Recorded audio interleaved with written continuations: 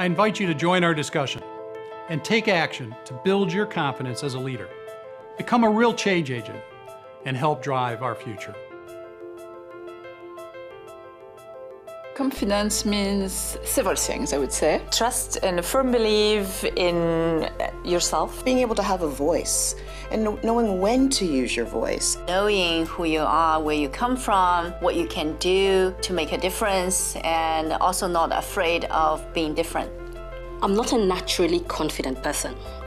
And what I've learned to do is to be willing to step forward despite that. Self-confidence is so important in business because we can't forget that we're the experts.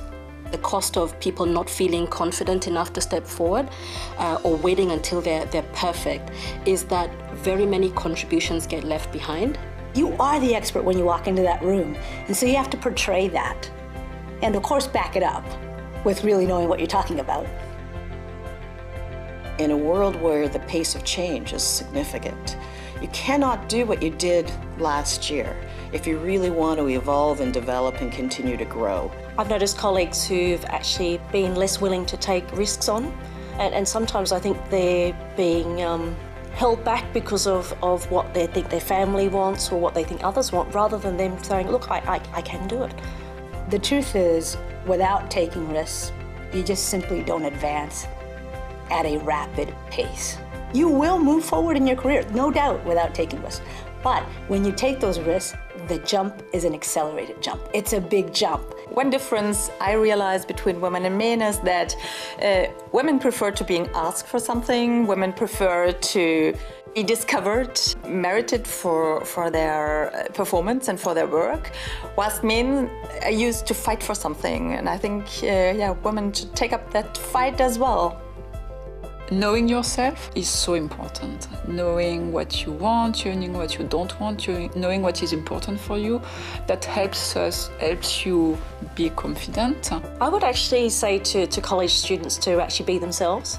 You know, express your ideas. People actually want to work with people who are open and have a lot of ideas. Well, I think when you are a college graduate, your confidence is not afraid that I don't know things, and have a courage to asking questions, thoughtful questions, and seeking for help. If you have a passion, if you have an ambition in terms of what it is you want to achieve, step forward and look for opportunities, look for people, look for resources that will enable you to learn so that you can make the contribution that you want to make and grow as a professional.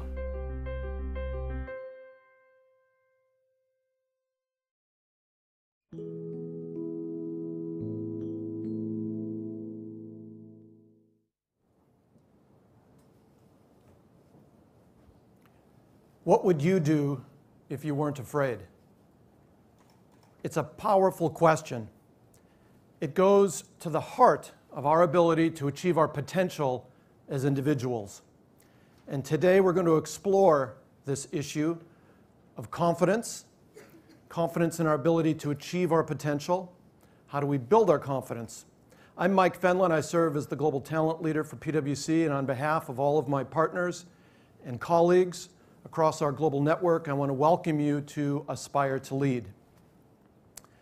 Today, we're going to do a deep dive into this question. What would you do if you weren't afraid? And as much as this series is dedicated to women in leadership development, we know that we have a very diverse audience today. We have thousands of students across the world joining us. I think the earliest breakfast parties are going on right now in San Jose and along that west coast. We have late night groups gathering throughout Asia. We believe we'll have individuals in almost 100 countries joining us in this webcast over time. So thank you. And we also have many clients, senior executives. In part because this question of confidence is relevant, of course, for all of us. And before we get into our panel, I want to make this question very real, very personal. So let's start and consider this issue of confidence and our potential.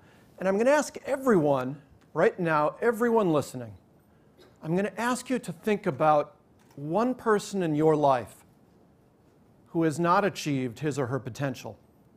It might be a family member, a relative, it might be a neighbor, a friend, a colleague, someone you've known over the course of your life that you can think of right now and you can see them, who has not fulfilled their potential because of a lack of confidence. And that lack of confidence has prevented them from overcoming obstacles, whether those are external obstacles or internal. And as we speak to thousands of students around the world right now, what an exciting time of life. No doubt you're looking towards the future with some excitement. Perhaps as well, though, with some anxiety, maybe even some fear. Will I be able to achieve my potential? Do I have the confidence to overcome barriers, to overcome challenges, anxieties? It's a powerful question, and it's a very real one. Now, I actually want to anchor our discussion in an equally real story, and it's a story of confidence. And it starts in Mongolia, in a place far away, a young girl being raised by a single mom and living in a nomadic village for the first 10 years of her life. Her mother is desperate that her daughter obtain opportunities she's never had. Ultimately, they moved to Ulaanbaatar, the capital of Mongolia. And then they take even a bigger risk, and they move to the United States. Now, when they move to Denver, they don't know anyone. They only have a distant relative they've never met before, and they don't speak a word of English. Imagine that, moving to another country. It's just you and your mom. You don't speak English. You're starting a new life, filled with hope, but also fear and anxiety. Well, that individual is here with us today, Chempka Taschecker. And that picture you may be seeing right now is Chempka as a young woman in school. This morning over breakfast, we were talking about her very first day in school in the States, what that was like to walk down the hallway. And she still remembers it to this day, very clearly, of course, and the fear that had been building up for months about this first day at school. It meant she would have to work harder. It meant she'd have to put in longer hours. It would be hard to connect with others, but over time she did connect, she built friendships, and she started to get good grades. That led to the graduation, and then ultimately the University of Denver. Chempka won our Aspire to Lead video contest, and we've flown Chempka and her mother here to join us here in New York, and in London, I should say. Sorry. And I'd like to introduce Chempka and her mom. If you would both please stand for a moment, we can recognize you.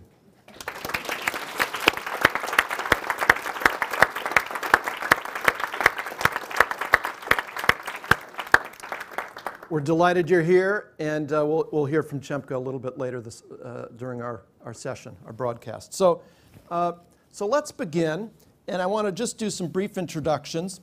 To my left, Eileen Naughton, distinguished executive with an extraordinary career.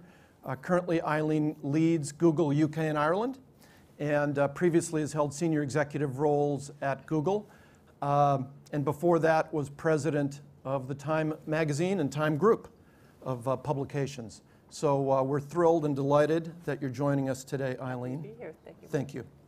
Katty Kay, distinguished journalist, anchor of BBC America, has covered Washington, D.C., scandals, elections, and has reported from, I think, every continent in the world except maybe Antarctica, I'm not sure. I'll get there. Yeah, you'll get there. And Claire Shipman, a similarly distinguished journalist, national contributor. Claire, by the way, earlier in her career, worked for CNN, covered the collapse of the Soviet Union. I believe you actually saw Boris Yeltsin in a tank. Is that right? Yes, in I Red did. Square? Yes, I did. And has covered the White House and other and other very distinguished reporting. So we've got a fantastic panel here. Again, let's start in a very personal place. And maybe if each of you could share a time in your own life when you felt like you didn't have confidence, you lacked confidence, and how you dealt with that, and maybe contrast that with a time when you did have confidence, and what led to that? What can we learn from that contrast? Well, it's interesting, Mike. I was thinking a lot about this, and Katty and I wrote a book on confidence, and it was really through that project that I started to understand that I have lacked a lot of confidence in my career, but I didn't always recognize it as such. I'm a real perfectionist, a little obsessive, and I would appear on a lot of political panels, for example, when I was covering politics. And I would appear on these panels, and I was always very determined to get everything right all the time. I would study. Sometimes my husband and I were on these panels together. He didn't prepare at all, right? I was preparing, I was working, I was taking notes, I was anticipating. And then I would appear on the panel, and of course I would stick to the question that was asked, right? I would listen. I was always the only woman on the panel. I was the one, there were other men. I would listen to the men sort of ramble on, go off on other tangents, and I was always very focused on keeping to time, making sure I was doing it right, sticking to the answer. And I always thought I had done pretty well. As we worked on this book and I started to think more about risk-taking as part of confidence, I realized, I think I talked a lot less than the men on those panels, but I'm not sure. I went back and I took a year's worth of panels and I measured. I had talked 30% less than the men on the panels. So what I had viewed as something I had done very well, check the box, I actually think in retrospect I didn't do well at all. And I contrast that with a big failure that I had a couple of years ago, which was I wanted to try to speak without notes. I'm a bit of an introvert, and and perfectionist, and I always thought, well, when I speak in public, I want to have everything written out, I want to be precise. And I gave a fairly disastrous speech at one point because I thought, I'm just going to try it, I bet I can do it. It was really not, it did not go over that well.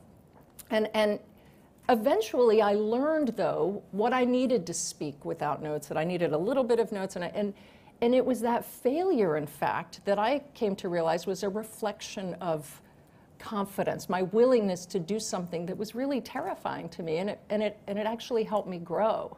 So I've started to look at confidence in a new context. It's not, as I heard one of your speakers say, necessarily about success or getting something perfectly right. It's about taking a risk. Thank you. You know, Mike, it's so interesting. I mean, listening to those voices from around the world, we had Rwanda, we had Germany, we had France, we had China represented on that opening video. And actually, a lot of the women were saying the same thing. Take a risk, be prepared to fail, do things that are hard for you because that's how you grow your confidence. For me, I'm going to tell a very concrete example.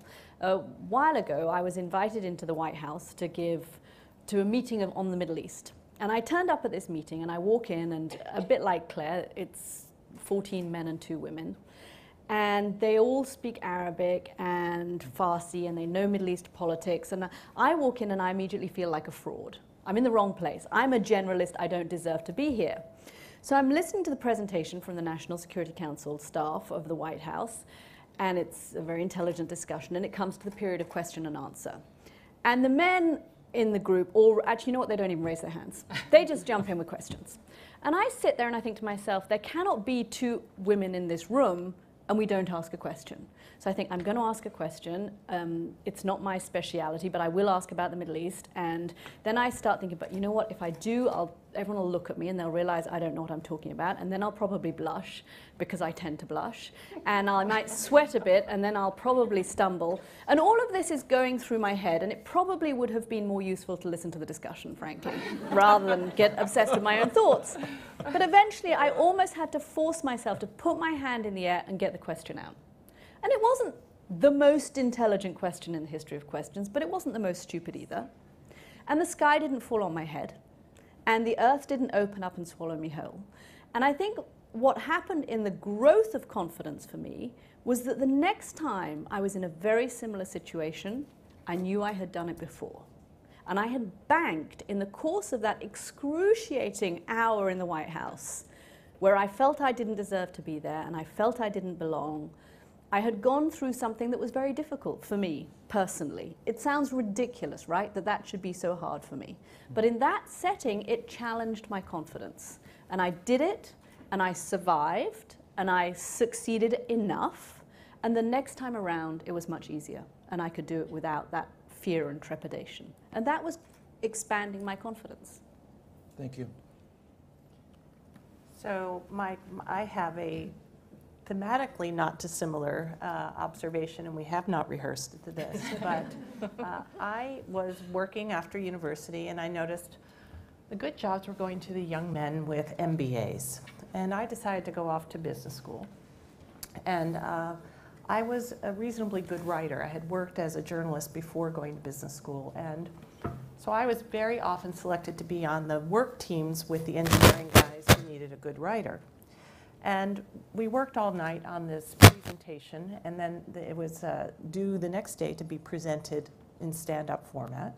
And because I was writing it, I wasn't rehearsing. And I got up there, and I was in a cold sweat, and my voice was shaking, and I'd written the damn paper. And the guys were swimming through it because they'd had time to rehearse, and I thought, never again.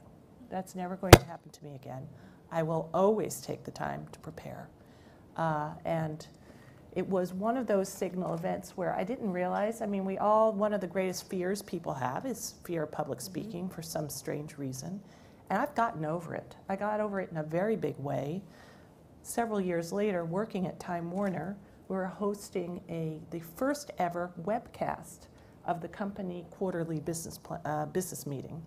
And the chairman of Time Warner and others were there. And I happened to be tagged to be a speaker. I was working on a strategic project. It was an update. And the day before, I'd had an unexpected long afternoon in a doctor's office with my then 15-month-old son, who received a very difficult genetic diagnosis. And I learned he would be disabled for the rest of his life. And I had to go back to the office. In those days, this was before PowerPoint, and finish making my slides. And this was one time where I really didn't have that afternoon to prepare. I was not as prepared as I'd taught myself to be for public speaking. But when you get the worst kind of diagnosis that as a parent, you would ever fear getting, everything else pales in comparison. And all those silly little petty fears melted away. And I went up on that stage the next day reasonably prepared, and I nailed it. Because a much more serious matter had replaced the fear of speaking. And that was, the worst fear I had was realize something dreadfully wrong with my child's health. And flash forward, he's 22, he's learning to be a master farmer, he's handsome, 6'4", he's wonderful. But he's also quite disabled, and he won't live independently. So I overcame that fear and other fears that I didn't even probably recognize because of that signal event. Thank you. And I want to thank each of you for those powerful, very personal examples. And I think for each of us as well, they start to offer some insight into how each one of us can build our confidence. And by the way, we've got a special request for men to be engaged in this dialogue. We'll come to that in a little bit later across the webcast around the role of men in this conversation around gender and leadership. But maybe we could talk a little bit about the Confidence Code. It's a fantastic book. If you have not picked it up, I'd urge you to do that, to read the book. Katty and Claire, maybe you could share with us some of the insights. What is your advice for overcoming these internal obstacles, external obstacles, for all of us? Sure. I mean, for a start, maybe why we wrote this book, The Confidence Code. Claire and I had worked a lot with women in senior positions, looking at the value of women in the workforce. And we all know now there are half a dozen global studies that show that organizations that employ more women at senior levels are doing better than their competitors. So we would interview these incredibly senior women in business, in politics, in the military, in sports, and even in journalism.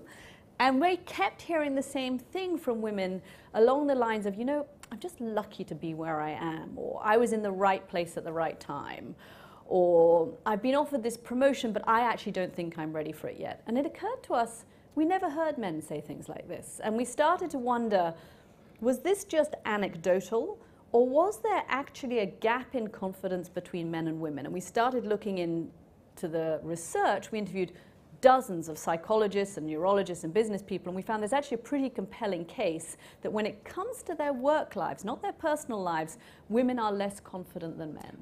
We were surprised to find hard data on this, and a lot of it's corporate data, corporations that have surveyed their employees, and they find, for example, that women will apply for a promotion when we feel we have roughly 100% of the qualifications for a job. Men will do the same at about 60%.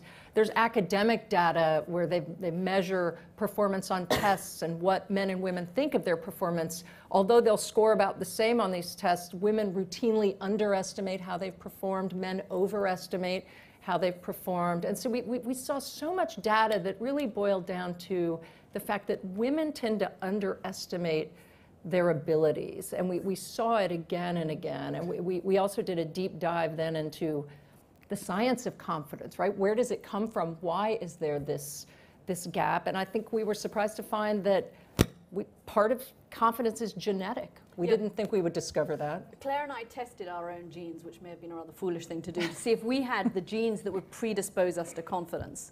And we found we don't. When it comes to our genetic predisposition, we are pretty much basket cases.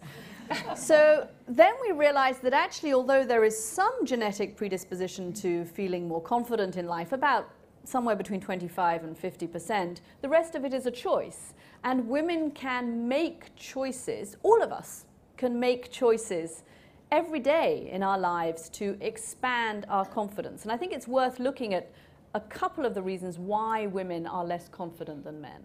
Well, it's interesting because we found that the genetics really isn't a factor because we didn't find a big gender difference in terms of the genetics. But what we did find is that, first of all, and this won't surprise anybody here, but the fact that there's an uneven playing field is a big reason. I mean, there's so much data on stereotype threat and the fact that when you are in a minority, you go into the office, whatever you're doing, you don't feel as confident, you don't perform as well. And so that affects our confidence. We also found very interestingly though, and this is so important for young women to understand because we kept saying, young women are doing so well academically, what's going on? What's happening in this transition from academia to work? Carol Dweck, who wrote Mindset, who's just brilliant, said to us, look, if life were one long grade school, women would rule the world. Life is not one long grade school, and the rules change dramatically. So young women grow up, we're so much more able to be perfect. We're so much more able to please people. Our EQ is a little bit higher, and we grow up pretty quickly internalizing that as something for which we're valuable. We need to please people. We need to get everything right on the spelling test. And by the time we're in high school, many of us are full-blown perfectionists. Men, on the other hand, learn to screw up pretty early, and they learn that it's okay because they're doing it, and they see that they grow up more accustomed to risk-taking. And so what we came to find in terms of what we can do about confidence is, a lot of it is about this perfectionism and a willingness to look at failure, to take risks, and that's something that we see that a lot of young women and older women are still lacking. So there's a kind of action side of confidence. We came up with a great definition for confidence, which is confidence is the stuff that turns thoughts into action. You need confidence to take action, but you also get more confidence when you take action. So when you go outside your comfort zone, when you try things that are difficult, when you challenge yourself, that, as we have done at Stages, that's when you grow your confidence. The other flip side of this, I think, for women that is worth mentioning before we get on to specific steps, is that women tend to think and think and think and sometimes overthink things. We have a tendency, much more than men do, to what psychologists call ruminate. The smallest criticism that we get, something goes wrong, a friend doesn't return our call, a boss doesn't answer our email, we start internalizing that and worrying about, we are like a dog with a bone, we don't let it go. We're worrying and worrying and worrying. And if you are doing that, combined with holding yourself to a very perfect standard and being concerned about taking risks and failure, all of it combined seems to limit women's confidence. So when we talk about an action plan in our book, and I think we have a slide that shows some of the tips we have, that the number one thing we talk about is get comfortable with failure. Here we say this is our challenge to all of you listening today, which is make risk-taking part of your daily diet. You heard every woman in the PwC video talk about taking risks. And I think, look, for all of us, risks will seem different. For some of us, it's risky to speak in public. For others, it's risky to turn in something that isn't perfect. And for some people, we talked to a friend of ours who finds just making decisions risky business and a real fear of just deciding. And so I think you've got to figure out what it is that is hard for you and frightens you and start very small. Because the key is if you're not willing to fail, and if indeed you're not doing some failing, you're probably not growing, and you're certainly not succeeding in a way that will be meaningful in the workplace. And the second tip we came across, the really big thing, was to do with this other component and thinking and overthinking, making rewiring a routine part of your life. So take an example where you've emailed somebody at work. They haven't replied. You start thinking, oh my goodness, they think I have done something terribly wrong. It must be all my fault. They're all mad at me, which I have to say is something that Claire and I are very prone to doing. And assuming that this is about us. And the reality is that probably something else is going wrong. And you can rewire the way you think about things. It was actually a neuroscientist that came up with this for us, and it was such a brilliant piece of advice, that when you get into one of those cycles that are very confidence damaging, of thinking that you have done something wrong and you shouldn't be there and somebody's mad at you and you're a fraud, come up with an alternative scenario. Come up with an alternative explanation for why they haven't emailed you back. They haven't emailed me back because they're busy, they're traveling, they don't email in the evenings, they usually email in the mornings.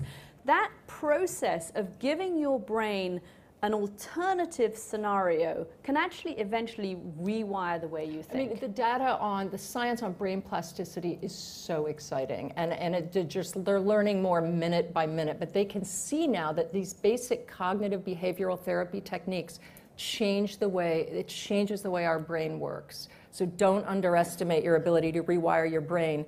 We also say tap into your authentic strengths. This was something that was really exciting for us to discover, which is that confidence really will not look the same for everybody. I think we all have a very stereotypical idea of what confidence is, and often it's that Mad Men style confidence. It's bravado, it's swagger, it's the person who talks first or talks the loudest or dominates a meeting.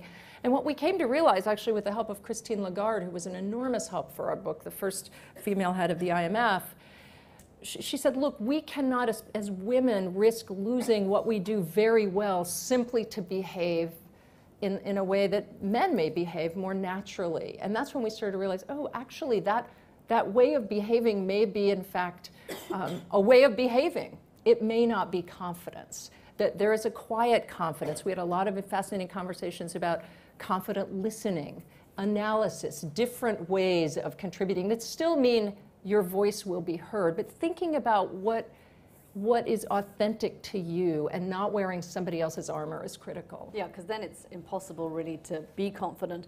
And I think for women it's very important that we have a sense of what passing confidence on looks like too, not just to our colleagues and our friends, but to our daughters as well. Women are very, very good at being great friends. We're great at telling each other, you're wonderful, you're perfect, everything's going to be fine, you're just great as you are, they don't recognize you. We're less good at saying, take a risk. Just get out there and do it. Take a nudge, take a chance. Stop sitting there and worrying about it, now get on and do it. And I think actually that's probably the most useful thing that we can do to our colleagues to pass it on. And actually, the more you focus on somebody else's confidence, the more confident you feel. So there is a side benefit to that. And then do it afraid. It's funny because I came across this at a conference Katty and I were attending, and a lot of people ask us, well, what about fake it till you make it? Does that make sense? And we have said in our book, no, especially for women, because we are already so prone to feeling like frauds that consciously going into something, faking it, doesn't make sense. Nonetheless, to start the cycle of confidence and to taking action and failing and risk-taking, you sometimes need a jump start, and I think that's what the fake it till you make it was used for.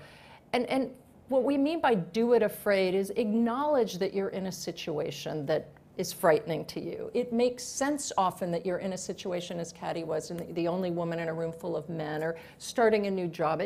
Acknowledge that that is normal, and then make a decision to do it anyway. A lot of times we've had men say to us, but we don't feel confident all the time either. And one of the key differences we've found between men and women is that men will often use that fear as an impetus for action.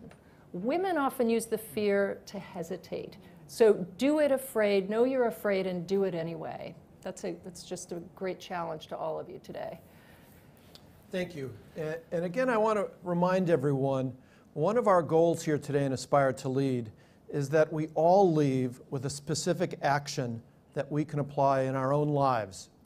We've talked a lot about confidence being a very powerful determinant in our lives and our ability to fulfill our potential.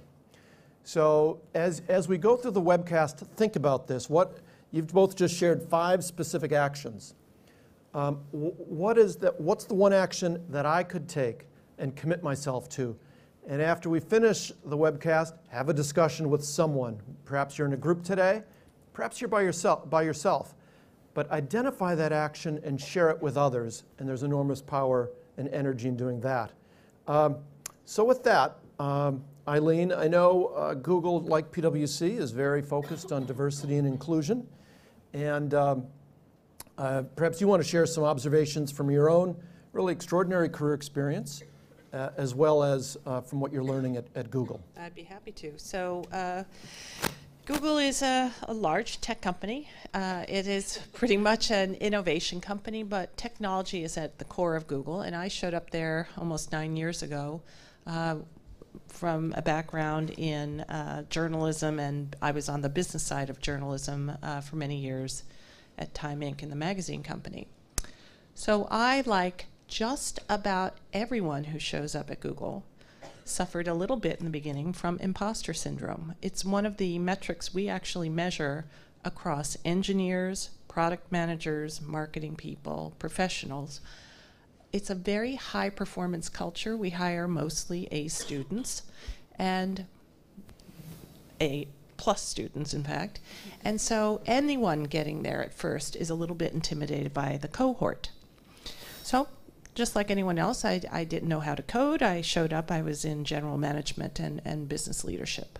And I went on one of these leadership programs where I was paired off for an expedition. I had a map, or I was in a group that had a map and a sat nav. This is before your phone could act as a device that could help get you through the woods. And we had 5 treasures to find.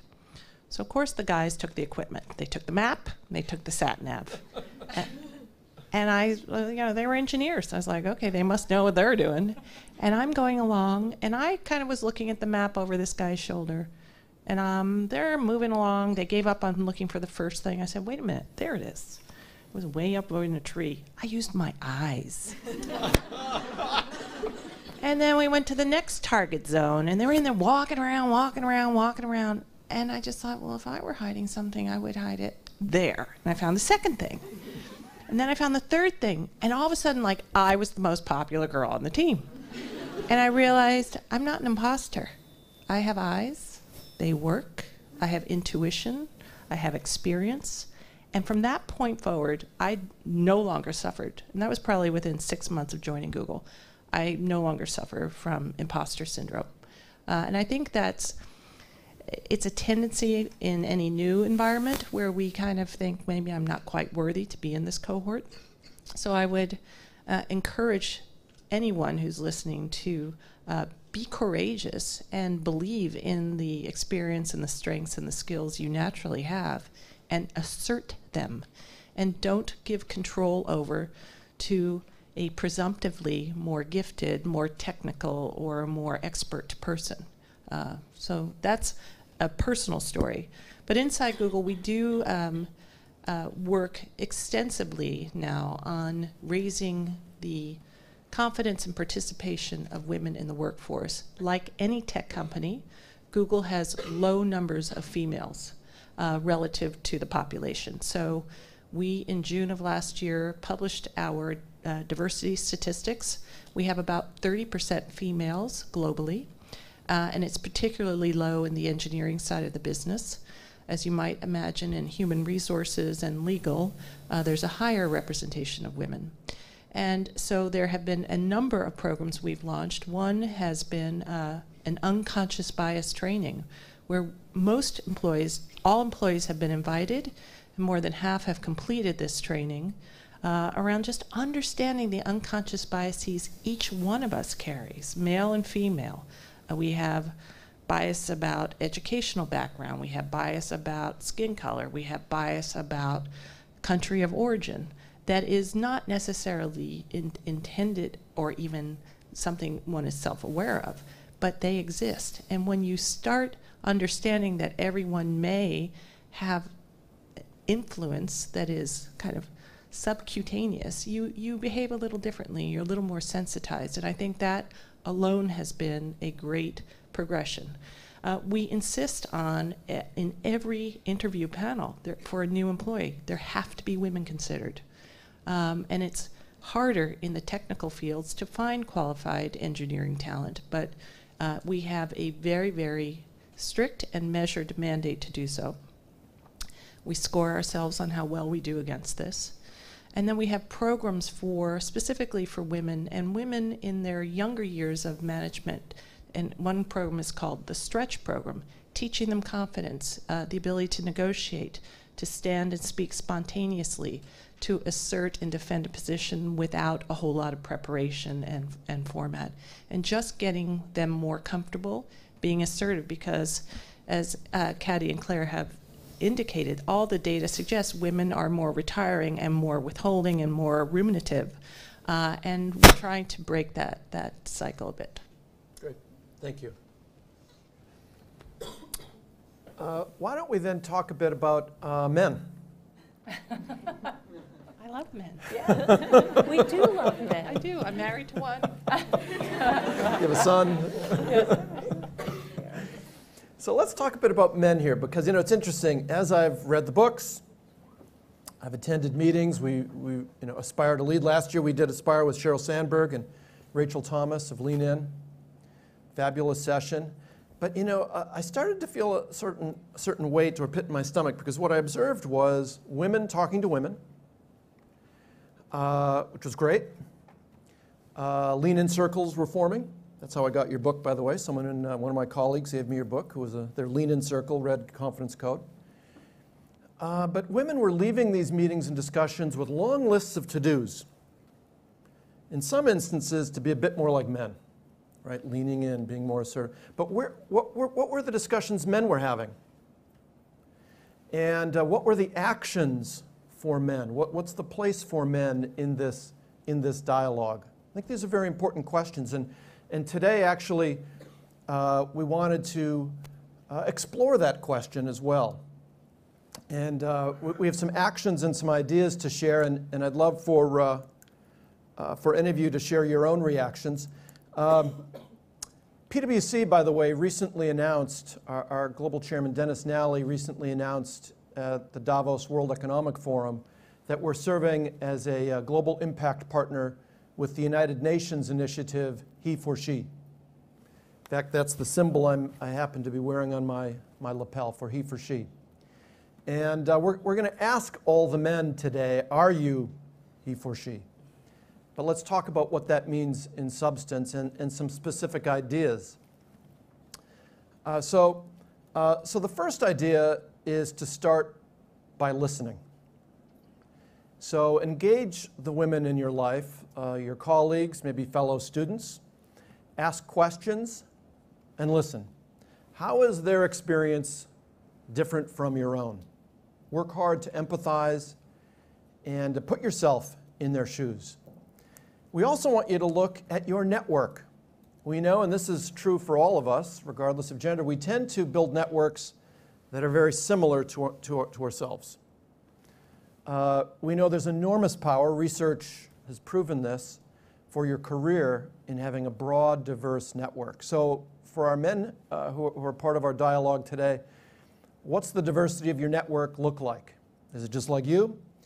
What can you do to increase women as individuals you're connected with as part of your personal network? How can you have more women in your network? So assess your network and diversify it. Blind spots.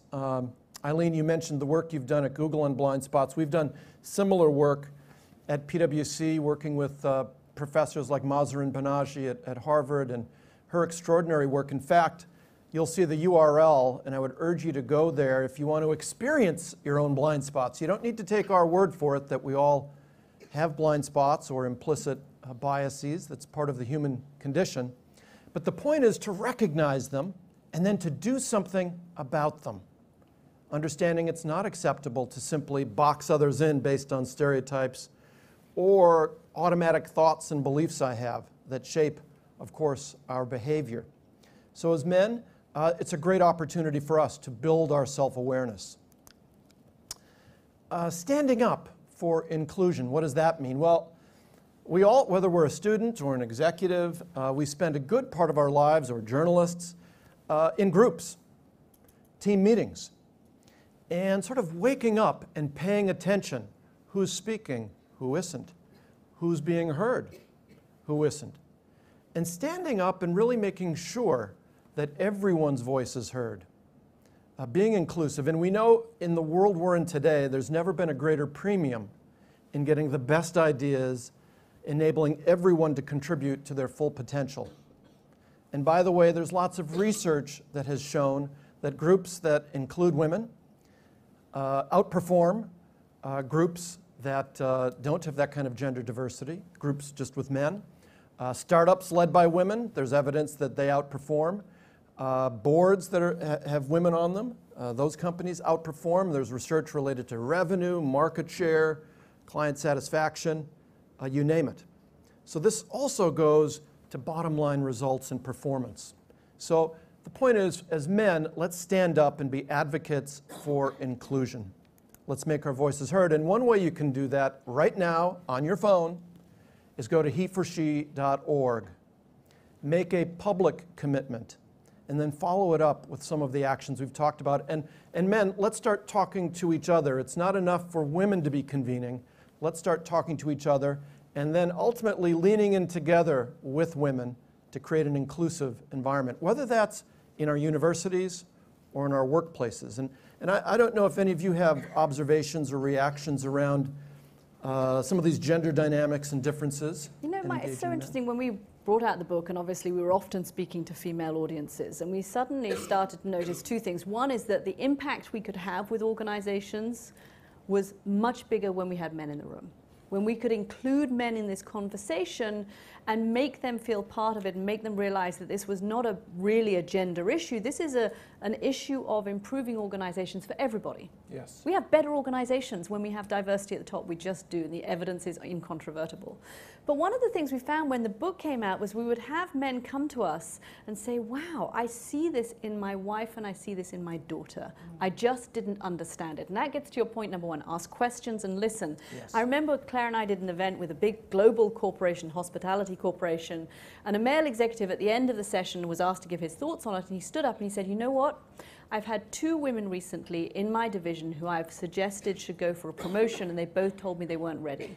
But I didn't realize that this was a phenomenon, that something bigger was going on than just these 2 women happening to say that they weren't ready. And I think this process of helping men understand, and men wanting to understand, they know because they see it in their partners and they see it in their own daughters. The number of dads who have come to us and said, I have my daughter and she's so smart and she's graduating from college, and I see her hold herself back. And I think it can be a tough subject for men, because men can feel defensive that progress hasn't been made. There are a lot of firms that have been trying for a lot of years to make progress, and I think sometimes there's a sense of, what are we doing wrong? They also can view it as, it's a touchy subject. Do you really want to talk about female confidence, and is that an accusation? And so I think it really is, when you can have conversations that are inclusive and really do educate. I mean, we had another gentleman, different firm, an investment bank, at one point say to us, I realized we had an issue when I would see that we could give the same 360 review to a man and a woman the woman would think she was being told to quit, and the man would think he's doing great. Yeah. And so they've realized, oh, maybe we need to think about the way we give out feedback. Maybe it needs to be more nuanced than it is. And so I think there are a lot, but again, the men we have talked to are incredibly open to this, that everybody wants to learn. And that might be the woman going into that review, the same review, identical reviews, she will hear the criticism. There'll be, no one's going to get a 100% perfect review, right? Then you'd be God. So she goes into the review, she hears this one line, she comes away thinking, oh my God, he said, you know, and forgets all the good stuff, but hears that one line of, you need to improve on, and she starts thinking, oh, I need to go and find a new job. But think of how much more powerful it is for a management group to have representative voices, men and women, because then you can talk through and understand these issues a lot sooner than an aha that happens after the same review is presented to two folks of different genders. So it's axiomatic. And have you seen that in your career, Eileen, with different management teams and what happens when there's more diversity? Yes. Yes, I see it. I see it today. Running Google in the UK, there was not a precedent. I'm the first woman to do so, and there's a different tempo that's welcome. It's very welcome by the women, but it seems it's welcomed by the men. So, and we're seeing good output and good productivity at the same time. So there's no slip in performance, and lest anyone doubt, if you're a woman in leadership, you have to deliver on the goods. So the performance is expected. The manner by which a woman might lead and engage and be inclusive and collaborate differs somewhat, and it can often make for a very, very good culture. I think that's important, isn't it, Eileen, for women to realize that there's a bottom line of quality that is expected of every employee, whether they're a man or a woman. What we have found is generally women bring that bottom line to the table already. We tend to be very good at what we do. We're efficient, we're effective. But I think that some of the qualities which women can have that perhaps men find harder to have, for a long time we've denigrated as soft skills. Now we're starting to see those as profitable skills. And it's worth us remembering that, because otherwise we do start trying to act like, you know, we're old enough to remember the time when we wore hideous shoulder pads and terrible string ties, and it was a bad look. I mean, it was just not good. When we try and behave like men, we know from all of the work that's been done, it doesn't work for us. And this goes to a very important point as well, because when we think about traditional masculine styles of leading, for example, the research shows us that men, bad news, tend to overestimate competence. Their actual ability to deliver on something. Right. So are there some things that men can learn from traditionally female approaches, or you know, where the research has highlighted relational skills or collaboration? We're certainly living in a world that puts a premium on collaboration, on innovation, on creativity. Well, and I think that is the key, isn't it? Which is that all of the measures you talk about in terms of why women make a difference, they're measuring diversity of thought and management style. That's not just somebody wearing a skirt into the office and sitting on a corporate board that makes a difference. The reason why diversity works is you're bringing together different styles of managing and thinking. And what we have found, especially in the last 6 months, as we've been talking to so many different organizations and groups, is that another thing that has to happen, of course, is that the definition of what a leader looks like ultimately must change. Yes. Because although everybody understands this, we understand the data, we know it, the PwC knows it as more than most companies, but the fact is you need to have leadership at the top that says, you know what, I am going to value confident listening and analysis, and I'm going to make that plain to everybody at the company. And that will allow for a broader definition of leadership and more women at the top. And one thing I think we should say is, look, we're not suggesting to women that there's a different type of confidence for women which is shy and retiring. Mm-hmm. You have to make your voice heard. You have to make your voice heard because your organization is better off if you do. Your employers are employing you and paying you a salary to get your voice out there. You can do it, however, in a way that is comfortable to you. I think when women try to put on that male armor and that bravado and that swagger if they don't necessarily feel it. They just don't feel confident either. This is not an excuse for apologizing for your opinions, for not sitting at the table, for not raising your hand in that meeting, for not going for that promotion. You have to do all of those things, recognizing that you have to do them because everybody will be better off if you do. Thank you. So as we prepare to wrap up our webcast, we want to end again with maybe a summary of some specific ideas and actions that we can all apply in our lives to build our confidence.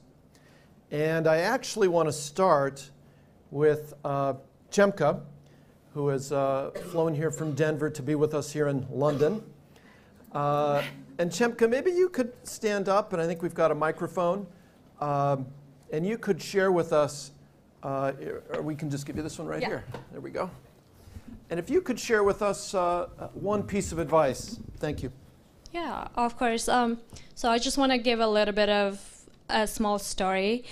Just like Mike mentioned, I came to the US when I was about 16 years old, and I started 10th grade in high school. And to this day, I still remember the first day of going to school and feeling nervous and being anxious because I didn't know anyone and I didn't speak a single word of English. So it was the scariest day of my life. But I was able to push myself and not push myself to get out of my comfort zone, and that made me more determined and more confident. So I would tell people to not be afraid of taking risks and don't be afraid of doing new things, trying new things. That's how you will learn. Don't be afraid of failing as well. Thank you, Chemka. Thank you.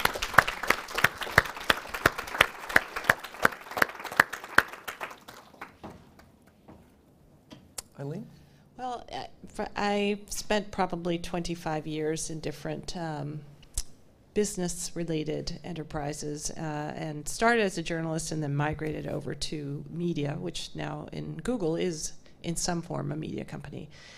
I could say that some of my success has stemmed from being willing to take on really hard problems and solve them. Things that others shied away from, things that didn't have a clear outcome, things that had uncertain potential. One of them at Google for me was YouTube.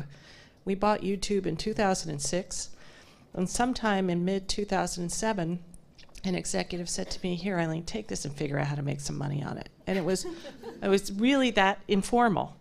And it was well before YouTube became, or the phenomenon it is, which is the world's largest platform for the creating and sharing of video, and a platform that really can change outcomes for the world, political outcomes. It's just an enormous phenomenon. But at the time, it was quite uncertain what we would do and how we would make any sense of a business enterprise. And it was unpopular. The safest thing would have been to stay and run the business I was running.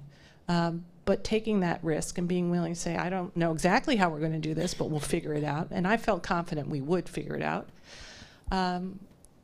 Probably set me on a completely different trajectory in the long run in my career at Google. So solving hard problems, being willing to sign up even when the outcome is not perfectly crystalline, and then recruiting great people along the way to work on your team and believe in the value of the mission you're on. Thank you, Eileen.